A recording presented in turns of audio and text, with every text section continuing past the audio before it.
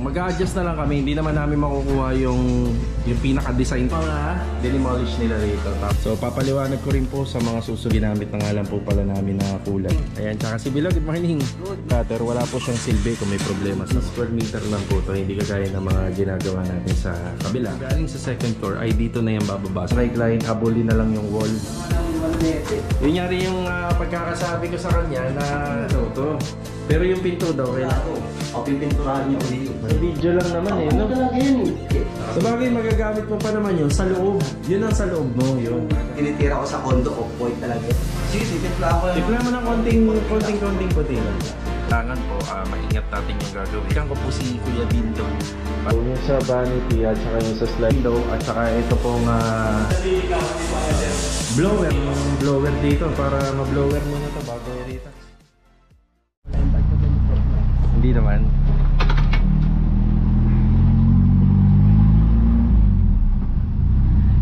Ayan mga karos, good morning po. Good morning kay Kuya Boy. Morning boss. Ayan na. Meron tayong dalawang plywood dito sa carrier ng ating owner. Yan, karagdagang materyales po para rito sa ating project dito sa phase 3. Yung ginagawa nila Master Jojo na finishing carpentry. Medyo madami yung mga finishing carpentry na pinagagawa ni client doon, pero hindi nga lang kasama yung sa bar counter. Ayan. Akala ko masasagasaan ni Kuya Boy. Lakas ng preno dito. Professional driver po to si Kuya Boy. Okay, bali update tayo sa mga ongoing project natin. Yan, bali lilipot po tayo mamaya. Then pupuntahan din po natin yung sa phase 4, yung ginagawa ni Kuya Dindo. Na medyo okay naman na tayo, pero alalay pa din. Kaya ito, samahan niyo po muli kami ngayong araw po ng Biyernes. And enjoy watching po. Let's go. Tara. Yeah, dito na tayo. Louie, good morning Louie. Good morning. Yan. Bali local marine na plywood 3/4. Ito yung dala-dala po natin. Ito naman lagi yung ating ginagamit. Aba, si Kuya Rigor nandito. Sa pastry rin naman yung gawa niya. Kuya Rigor, good morning. Morning boss. Kailangan mo, Kahoy. napadaan ka. Kailangan pang kahoy. Ayun, sakto dito. Para maitayo mo yung mga ano, yung mga pinipinturahan mo doon, na. Tapos tingnan mo na rin yung mga pipinturahan dyan sa taas. Tingnan. Ano to? TV console. Sa taas, kuya, second floor.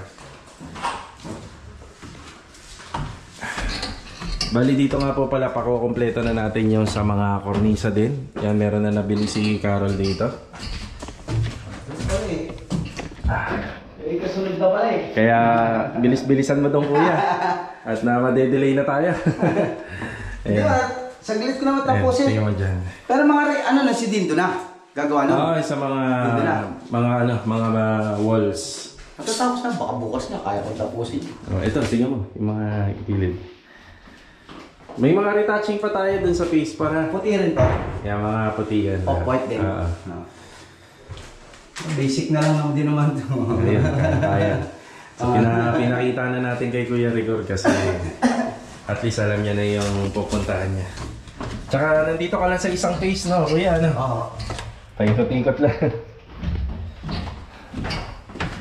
Tapos yun sa kornisa na nga din. Ayan, pali sa PNB pa, papakabit natin. Tapos ito naman po yung sa TV console, medyo malaki yung sa TV console niya. Pero sabi ko kay ma'am, hanggang ganyan na lang po yan. So hindi na siya mag-expect ng kagaya ng pinasa niya na drawing. Si Master Jojo, good morning. Good morning. Good morning. So yung mga retasong kahoy na pinagputulan, magagamit ni Kuya para sa panukod. Wala bang butas? Meron. Saan pa banda yan? Ayan, tapos yung sa internet naman na abang ng internet, ayan, pinapatanong na ni Master Jojo kay Kuya Boy.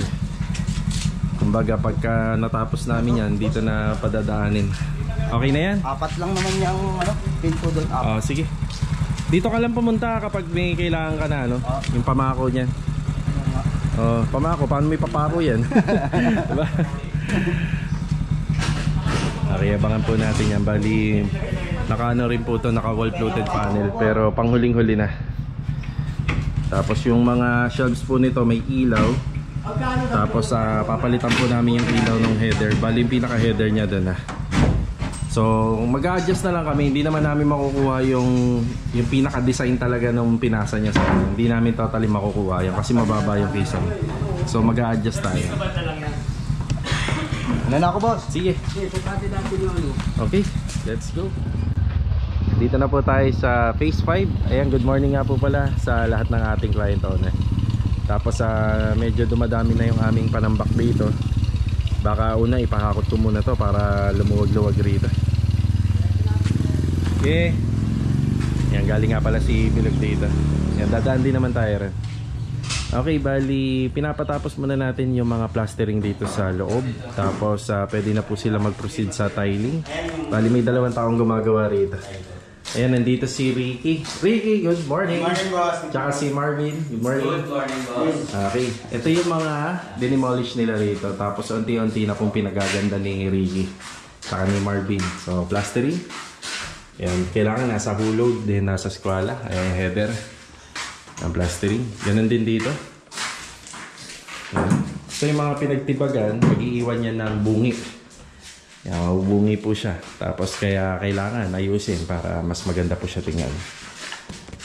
Yan, plastering muna. Tapos mamaya mag-layout na po sila sa tiles installation dito. So, sinasabi namin noon, standard dapat tapos na yun sa kisame. Kaso nga lang nagkakaroon kasi talaga ng problema, delay sa pag-deliver ng materials. So, mauuna yung installation ng tiles dito. Yung tiles na gagamitin po dito, tsaka dyan sa baba ay iisa lang po. Bali, ivory tiles. Tapos dito na nakaraan, nag-vlog sila misis. And ito po yung mga nagawa rito nila, Bilog. Yan, bali, meron pa pong last touch. So, bali, magkakantak pa po tayo ng additional topping ng flooring para maiklibi po natin yung tubig papunta rito sa gutter. Yan, medyo madumi lang kasi maputik. Yan, lilinisin na lang yan. Ayan, selyado po lahat. So papaliwanag ko rin po sa mga susunod na video kung ano po yung mga ginawa dito. So kapag nakakyat na lang po tayo dyan Sa ngayon hindi pa. So papaliwanag natin pati yung sukat. Yan, paliwanag po natin yan. Kung ano yung mga plano na ginawa natin. Kung uulan ng malakas, yan, matitesting po natin yung gawa natin dito. Yan, yan na yung bubong na. Bali, ang ginamit na nga lang po pala namin na kulay, chocolate brown. Tapos ito is Spanish red. So wala naman pong kaso yan. Hindi kasi available yung makapal na chocolate na long span, chocolate brown. So, wala naman pong kaso yan. Kung magpaparepaint sila balang araw, pwede naman pong more on isang kulay na lang yan. So dun kasi tayo sa makapal. Yung bubong po na yan, pwede yung talunan sa kapal. Yan. Pag nakakyat na lang tayo, explain natin. Yan. Wall plastering pa rin ang tatapusin dito. Yan. Tapos yung sa cove ceiling, konti na lang dito. Unahin lang po ito mga to. Para kapag nagpako tayo ng mga pangano natin, cove ceiling, hindi na maapektuhan yung plastering natin.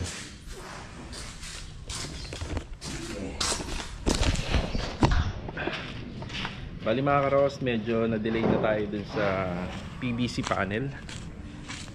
Yan kasi yung PVC panel po natin, nanggagaling po yung sa Valenzuela. Tapos nung nakaraan, yung bagyong Karina, yung lugar na yan lumubog po sa baha. Kaya apektado po yung mga makinarya na panggawa ng ating mga PVC panel. So wala naman tayo ibang in-order kundi dun na sa may Valenzuela.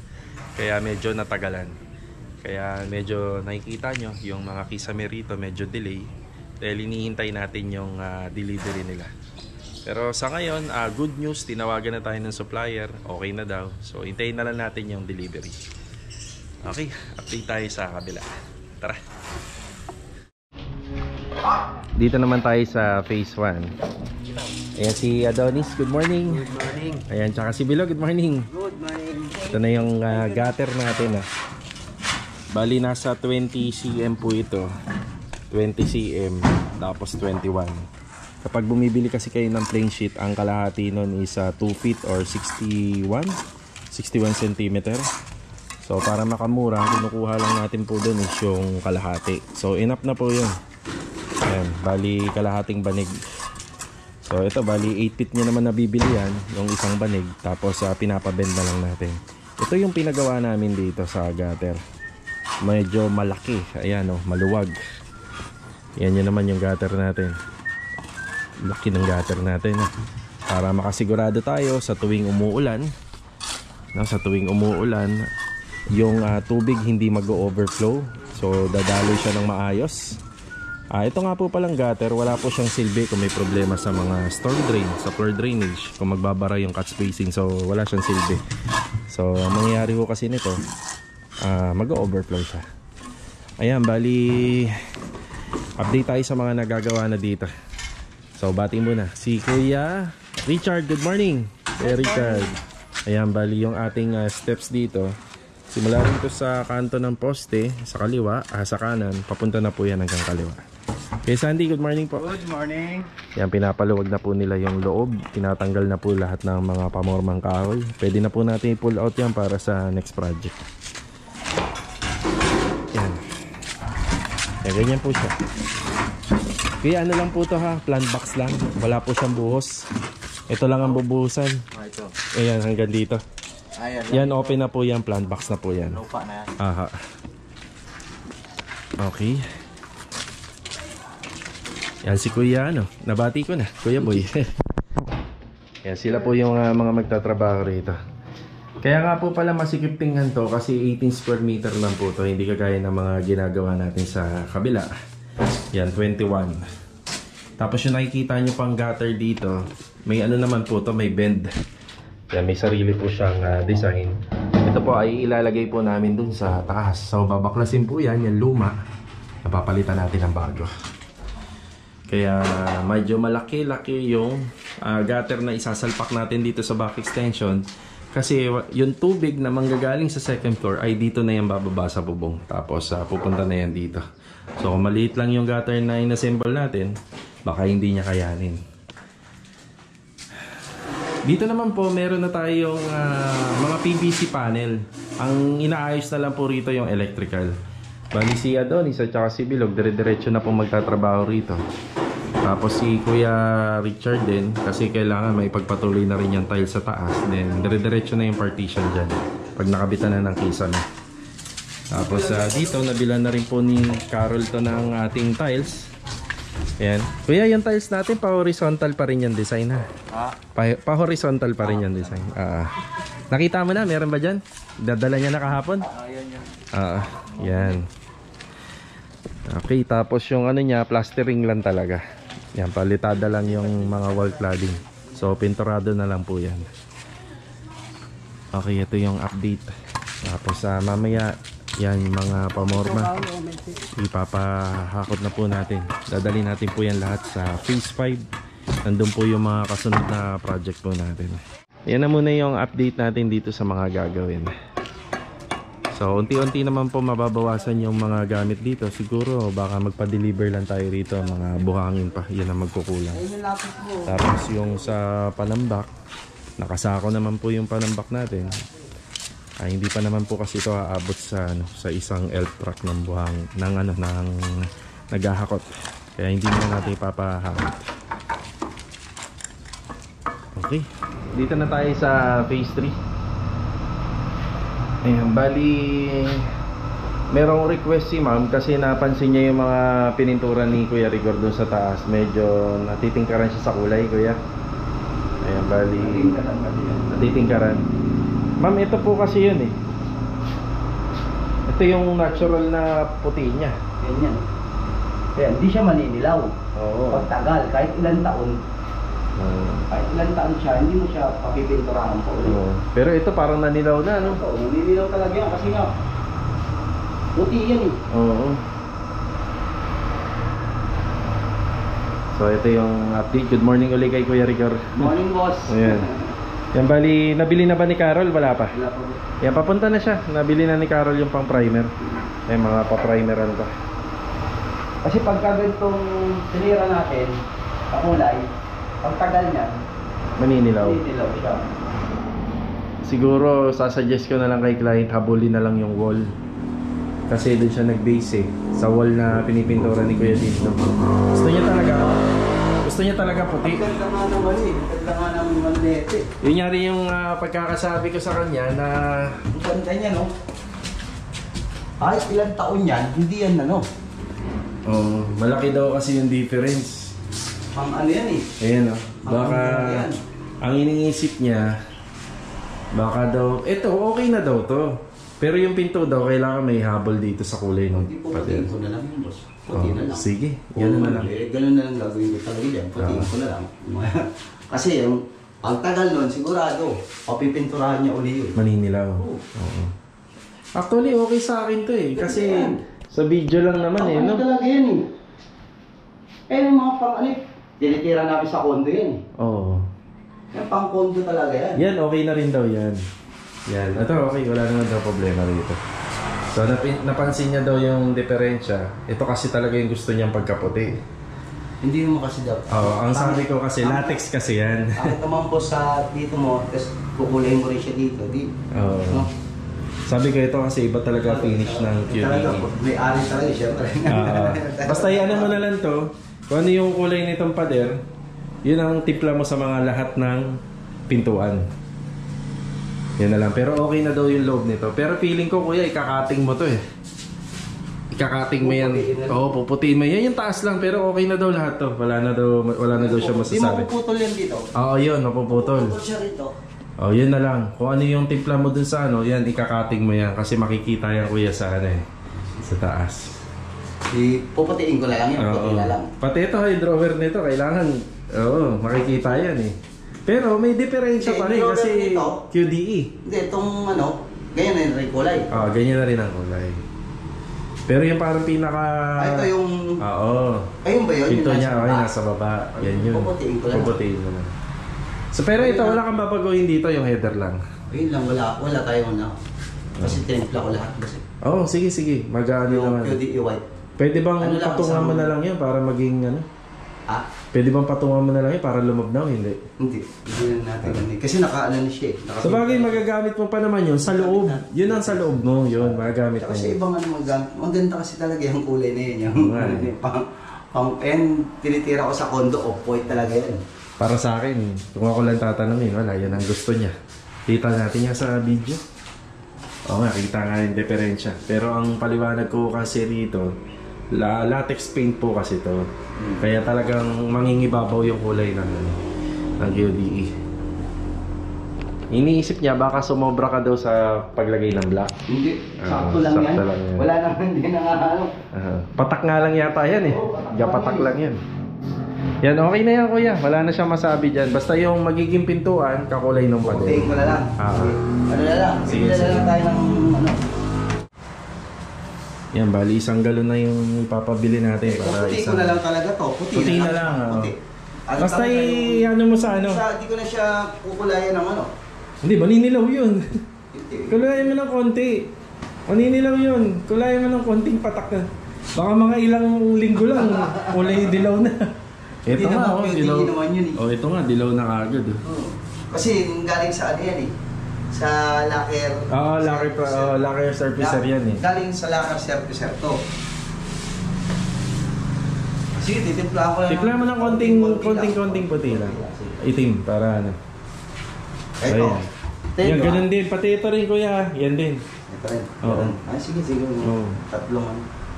Tatlong litro na lang. Hindi, isang galon na. Isang galon. Para wala na tayong Okay. Yan po yung update dito. Titirahin ko pa naman na sana. Oo nga. Buti dumating. Kausap ko siya kanina. Yan, bali kailangan masunod natin yung request ni client po dito. Kaya eto, pinuntahan ko muna si Kuya para hindi na po tayo magpabalik-balik, di tayo magpaulit-ulit. Sayang po kasi yung materials kapag paulit-ulit yung gawa. Ito mga karaw sa after break time. Ayan, naalala ko ngayon nga po palang August 16, itong araw po ng Biyernes. Meron po tayong follow-up check-up dito sa hospital na kung saan doon po tayo sinugod ng nakaraang linggo. So, ipapa-check na po natin yung condition natin ngayon tapos yung itinahi dito sa operasyon natin. Ito, bali, bago kami umalis, shoutout nga po pala kay Sir Chai Larios. Ayan, bali, meron siyang tanong dito. Ayan, bali, sagutin na lang po natin na mabilis. Kapag hindi po dikit-dikit yung bahay, sir, okay po ito. Kaso nga lang, syempre, back-to-back yung extension, sana man po pupunta yung tubig kung maglalagay tayo ng floor drainage. Pero kung ang ginawa nyo rito sa extension sana, isa slab siya. So, pwede tayo maglagay ng floor drainage dun sa ibabaw at i-connecta natin dun sa ating downspout. So, sa madaling salita, kung may siwang, mas maganda na lang po ay lagyan po natin ng palaman yung loob para hindi na rin pamahayan po ng insekto.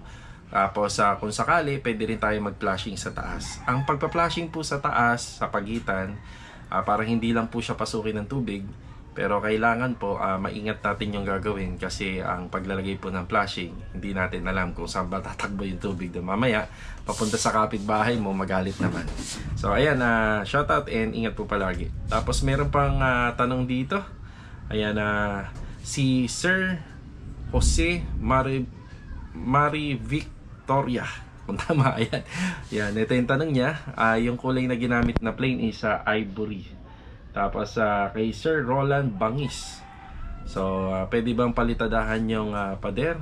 Masikip, di daw kasya yung tao. So, para hindi daw pumasok yung tubig. So, ito na nga rin po yun. Yung ginawa po namin.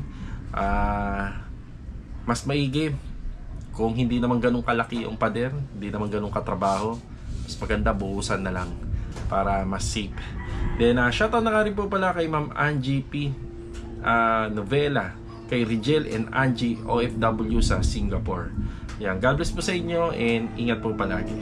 Ito mga karawas, after lang po namin dito sa hospital, babalikan ko po si Kuya Dindo para makapagbigay po ng update. So, kita-kita na lang po tayo mamaya. Tara!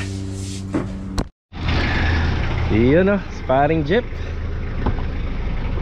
Pre, shoutout. Ayan andyan si Lamisis, pipitan mo na lang. Yan, shoutout sa kumpare ko na laging nandyan kapag kakailangan natin. Yan, siya rin po yung nagano sa amin, yung naghatid pa uwi. Ito pare, medyo okay na. Okay na. Oo, pero ng mga nakaraan, pag uwi ko pa lang, medyo makulit. Ayun, sabak agad. Ayun, nakaramdam ng kung ano-anong sintomas. Kaya ito. Bali pare, sasamahan mo rin kami sa susunod, no? Oo naman, oo. Yan, titingin tayo ng sasakyan. Ano bang klaseng sasakyan? Yung second hand? Second hand. Ikaw, meron ding second hand doon, tapos meron din brand new. Okay, tingnan natin. Parang hindi na kasi yata kami pwede sa owner pare. Oo. Ang hirap na. Ang hirap. Pang ano na lang yun kung sakaling kinakailangan ng kargahan yun, pwede. Dahil lang natin sila misis. Yan, nasa biyahe na tayo. Yan, kasama sila misis. Yan, shoutout nga pala kay Ma'am Arsenio at saka kay Sir. Yan, dito kami gagawa sa October taon 2024. Yan, dito sa Bel Air. Medyo malayo po to sa Lumina, pero yung daanan kasi maano lang naman, maalwan lang. Ayan, dito po. Private kasi, no? Oo, dito na po kami. Ayan.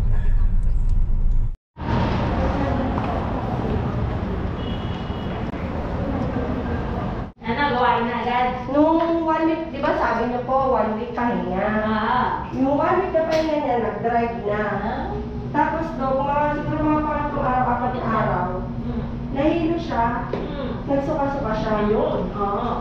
Yun na. Ayaw na naniwala sa akin, akala niya high blood siya, binagbibi kami.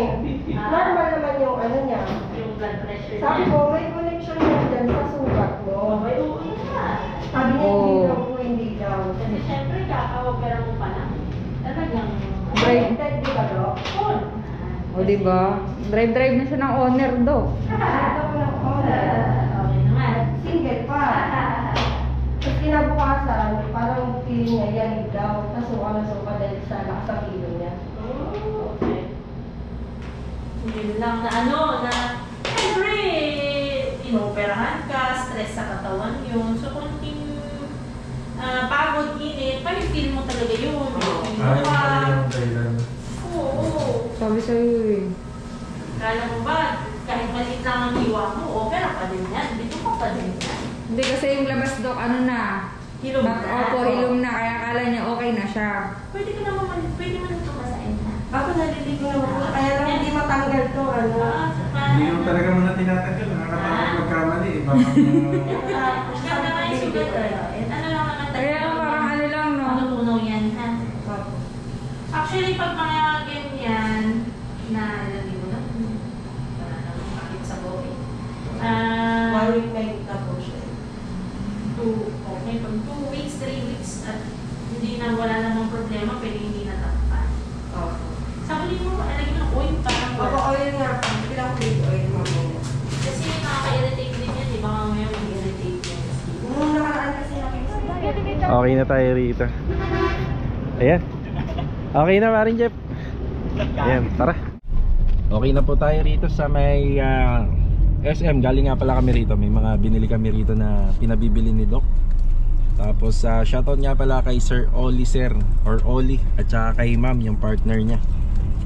Yan from Pineview dito sa Maytan sa Sahod Ulan. Yan, God bless and good luck. Yan, bali uwi na kami. Ayan na. Ayan, subukan natin pumunta ng Phase 4 Lumina para makapagbigay ng update. Okay, dito na tayo sa Phase 4 Lumina. Medyo dumadami na naman yung basura natin. Yan, bali black bag ipapaano uli natin para pag may dumadaan na basura ng truck ng basura, mahakot man lang, kasi kapag naulanan to mahirap na po siyang isako. So si kuya wala pa siya rito sa may bandang labas. Yan, puro loob muna. Yan, nililinis na lang ni kuya yung flooring. Pakalinis na pala. Kaya dito, magandang hapon. Good afternoon! Yeah. Okay, bali yung flooring, yan ang una nililinis ni kuya para kapag nag-retouch, walis-walis na lang at saka map. Okay, may mga kulang pa. Bali yung sa aircon outlet dito, yan wala pa. Tapos ito, tingnan nyo naman, no? Malinis na. Tapos pinturado na rin po itong ceiling ng ating toilet and bathroom. Ang ginamit namin po rito sa kornisa, puti na lang. Yung QDE white. Yung kornisa and flat latex dun sa ating mga ceiling. Yung update nga pala rito, yung sa vanity at saka yung sa sliding, halos tapos na po siya. Doon kila Master Batang. Hindi ko pa lang napupuntahan kasi hindi ko sila matsyempohan doon. Pati yung screen door, yung gawa na. Bali, tile grout na natin to. Pakabit na natin yung mga accessories para may pa-schedule na po natin yung installation. Bali, may shower enclosure siya. Nagawa po sa powder coated white yung framing, din yung frosted po yung frosted glass. May switch yan dito Ayan diba?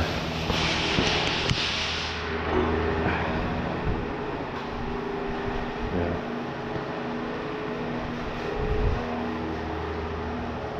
Tapos ito naman po yung isa sa mga asikasuhin ng pintor natin.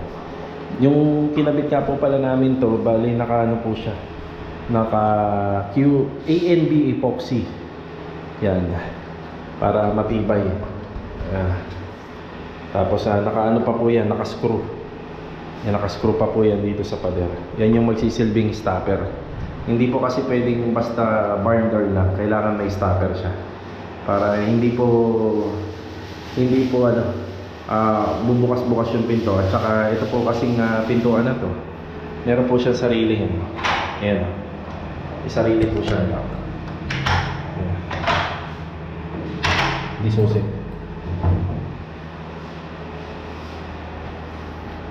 Yun. Lagay kami ng center light dito isa. Tapos meron din dito. Wow, ang linis-linis na. Ito nga po pala, hindi pa tapos. Una muna natin yung cleanliness para dire-diretso na. Tapos yung mga steel window at saka ito pong main door, kukulayan pa po ito ng QDE block. Kuya, may mga pintura ka naman ito. Blower, meron ka? Kailangan mo ng blower dito para ma-blower mo na to bago i-retouch. Rigor.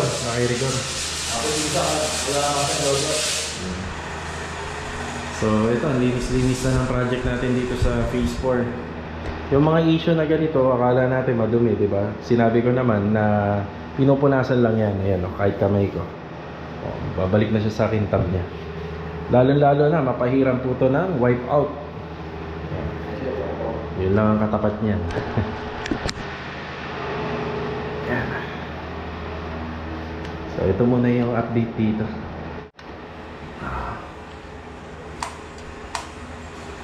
Okay, ito muna yung update dito. So next week mas malinis pa yung mga makikita nyo rito sa video. Tapos ito nga po pala, may kakabit tayong wall floated panel dyan at saka dito. Yan, halos patapos na po tayo rito. Yan, may ilaw na rin. Ito na lang po hinihintay namin. Madali na lang naman po yan. Pag dumating na, saka po natin na i-deliver. Saka po natin na ipapakabit ka agad. Sa kisabi kuya, yung mga cutting siguro. Oh, tirahin mo na rin para... Hindi ko yung mga maliit na rin. Oo. Wala sila, Totoo yan. Kailangan talaga malinis lagi para walis-walis na lang, no? Tsaka pag-uwi. Ayun muna ako itong headset.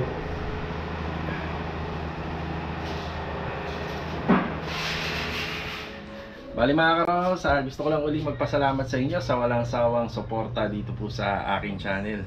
So kita-kita na lang po ulit tayo for the next video. Tsaka po pala bukas araw ng Sabado, umpisa na po namin na magpahid po ng acrylic emulsion dun sa outside wall ng project natin na Athena.